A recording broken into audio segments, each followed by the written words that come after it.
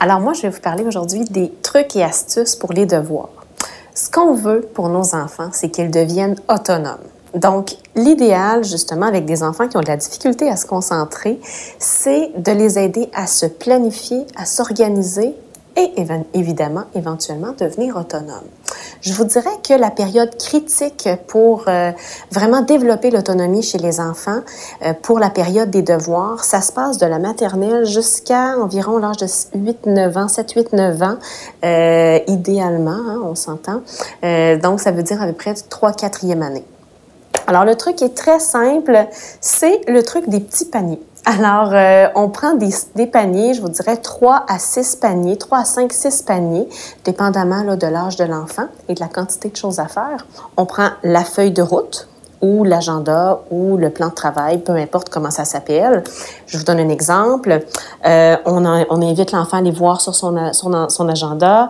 On dit, bon, bien, parfait. Alors, on va commencer par le devoir écrit. Ouais, ça me tente de faire ça en premier. Parfait. Ça peut être qu'est-ce que ça nous tente, ça peut être qu'est-ce qui va plus vite. Ça dépend de chaque enfant. On met le devoir alphabétique, page 3, on le met dans le premier panier. Deuxième panier, tiens, les complémentaires.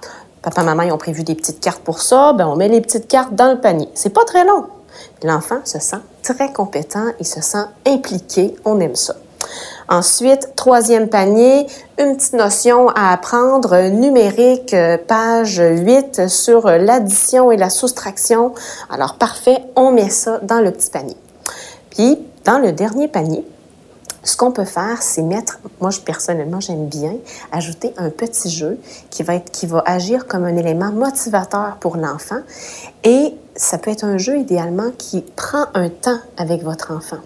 Donc, ça peut être un jeu de cartes, évitez les tablettes parce qu'encore une fois, c'est individuel.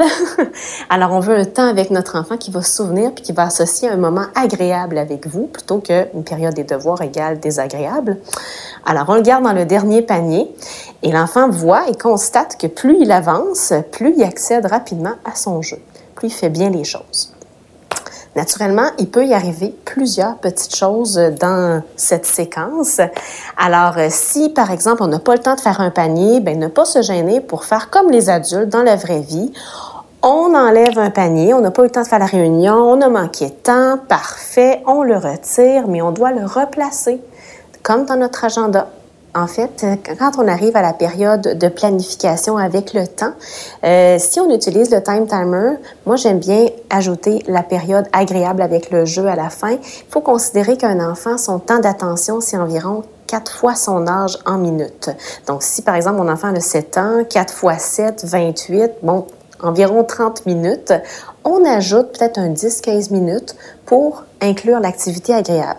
L'enfant comprend vite que plus il avance rapidement et de façon organisée dans son travail, plus il lui reste du temps finalement pour pouvoir jouer et associer un moment agréable avec son parent.